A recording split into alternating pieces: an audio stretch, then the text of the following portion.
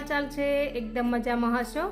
तो आजे आपणे बनावी रह्या छे खजूर दूध, जे ठंडी माटे स्पेशल छे અને આનેથી આપણા હાડકા પણ મજબૂત થાય છે અને કમરના દુખાવા પણ દૂર થાય છે અને ઘણો બધો દૂધ પીવાથી ફાયદો પણ થાય છે। ચાલો આપણે બનાવવાનું શરૂ કરીએ। તો અહીંયા મેં 1.5 ગ્લાસ જેટલું દૂધ લીધું છે, કારણ કે હું મારા એક માટે બનાવી રહી છું। જો તમે વધારે વ્યક્તિ હોય તો એ પ્રમાણે તમારે દૂધ લેવાનું છે ને ખજૂર પણ તમારે એ જ પ્રમાણે લેવાની છે। એક ગ્લાસમાં તમારે 3 થી 4 નંગ જેટલી ખજૂર એડ કરવાની છે, તો તમારે એ પ્રમાણે ખજૂર લેવાની રહેશે। તો સાથે જ આપણે અહીંયા લીધું છે ડ્રાય ફ્રૂટ, જે પિસ્તા અને કાજુ અને બદામ લીધી છે, તેની આપણે કતરણ કરી લીધી છે। હવે આપણે ખજૂરમાંથી બી છે તે અલગ કરી લેવાના છે। બી કાઢીને જ આપણે ખજૂર એડ કરવાની છે। હજી સુધી મારી ચેનલને સબસ્ક્રાઈબ ના કર્યું હોય તો કરી લેજો નવી નવી રેસીપી જોવા માટે, અને વિડીયો ગમે તો લાઈક કરવાનું તો ભૂલતા જ નહીં, અને નીચે હાઈપનું બટન પણ આપેલું હશે, ત્યાં પણ જરૂરથી ટાઈપ કરજો। તો અહીંયા મેં ખજૂરમાંથી બધા જ છે તે બી કાઢી લીધા છે ફ્રેન્ડ્સ। ખજૂર આપણા હેલ્થ માટે ખૂબ જ ફાયદાકારક હોય છે અને તે આપણને કેલ્શિયમ પણ મળે છે। તો ચોક્કસથી શિયાળામાં ખજૂર દૂધ છે તે પીવું જોઈએ, ખૂબ જ લાભ થાય છે। હવે આપણે ગેસ ઉપર છે તે કઢાઈ અથવા તપેલી આપણે મૂકી દઈશું, દૂધ એડ કરી લેશું।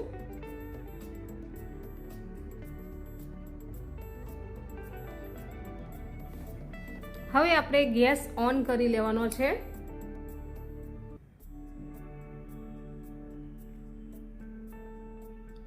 ગેસ ઓન કરી લીધો છે અને થોડી વાર માટે આપણે દૂધને ઉકળવા દેશું। દૂધ ઉકળવા લાગે એટલે આપણે એકવાર આ રીતે ચલાવી લેવાનું છે। દૂધ છે તે આપણું ઉકળવા લાગ્યું છે। હવે મીઠાશ માટે આપણે અહીંયા સાકર લીધી છે। આપણે અહીંયા સુગર નથી એડ કરી રહ્યા, સાકરનો ઉપયોગ કરીએ છીએ। સાથે જ આપણે ખજૂર છે તે પણ એડ કરી લેવાની છે। જો આ રીતે તમે ખજૂર દૂધ બનાવશો ને તો તમારું દૂધ છે તે ક્યારેય ફાટશે નહીં। ખજૂર એડ કર્યા પછી આપણે એક જ ઉકાળો આવવા દેવાનો છે અને આ રીતે આપણે થોડું ચલાવી લેશું। ગરમ દૂધ હોય એટલે ખજૂર છે તે એકદમ સરસ મિક્સ થઈ જાય છે અને પોચી પણ પડી જાય છે એકદમ। જો ફ્રેન્ડ્સ, ખજૂર એડ કર્યા પછી આપણા દૂધનો કલર છે તે ચેન્જ થઈ ગયો છે। અહીંયા આપણે એલચી પાવડર એડ કરી લેશું, જેથી ટેસ્ટ ખૂબ જ સરસ આવે છે એલચી પાવડરથી। ફરીથી આપણે મિક્સ કરી લેશું। વિડીયો ક્યાંથી જુઓ છો કમેન્ટમાં જરૂરથી લખજો, તમારા સિટીનું નામ અને તમારું નામ, તમારા ગામનું નામ પણ જરૂરથી લખજો, જેથી હું તમને બધાને ખૂબ ખૂબ ધન્યવાદ કરી શકું। દૂધ આપણું તૈયાર થઈ ગયું છે અને હવે આપણે નીચે ઉતારી લીધું છે।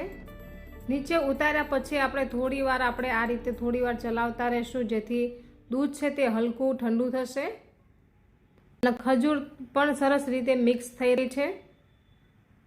જો ફ્રેન્ડ્સ, કેટલું સરસ લાગી રહ્યું છે ને। અહીંયા મેં બીજી એક તપેલીમાં ટ્રાન્સફર કરી લીધું છે અને હવે આપણે એકવાર બ્લેન્ડરથી આને મિક્સ કરી લેશું। તમારી પાસે બ્લેન્ડર ના હોય તો તમે મિક્સરમાં પણ તમે મિક્સ કરી શકો છો। તો માત્ર 1 જ મિનિટમાં આ મિક્સ થઈ જાય છે, ખજૂર અને દૂધ બંને એક સરસ રીતે થઈ જાય છે।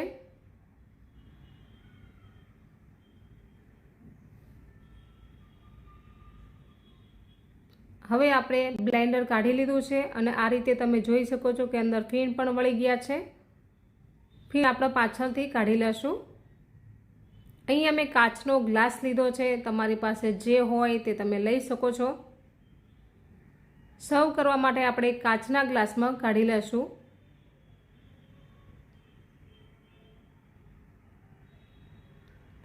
હવે જે ફીણ છે તે આપણે ચમચીથી આ રીતે કાઢી લેશું, જેથી આપણે ડ્રાય ફ્રૂટ છે તે સરસ રીતે એડ કરી શકીએ। ડ્રાય ફ્રૂટ આપણે છેલ્લે જ એડ કરવાના છે। આ રીતે ડેકોરેશનમાં જ આપણે ડ્રાયફ્રૂટ એડ કરી રહ્યા છે, જેથી ખૂબ જ સરસ લાગે છે, દેખાવમાં પણ સરસ લાગે છે અને ખજૂર દૂધ પીવાની પણ ખૂબ જ મજા આવે છે ફ્રેન્ડ્સ. એકવાર ચોક્કસથી કાલે બનાવીને જોજો, તમને ખૂબ જ પસંદ આવવાનું છે.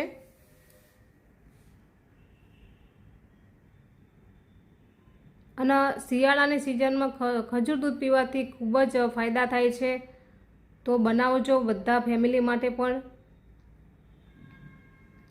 તો આપણું આ ખજૂર દૂધ છે તે બનીને તૈયાર થઈ ગયું છે.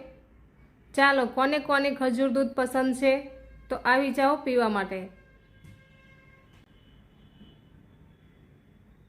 જો કેટલું સરસ લાગી રહ્યું છે, જોતાં જ પીવાનું મન થઈ જાય તેવું લાગે છે ને. મારી માટે તો મેં ખજૂર દૂધ બનાવી લીધું, તમારી માટે ક્યારે બનાવો છો કમેન્ટમાં ચોક્કસથી લખજો. Thank you for watching.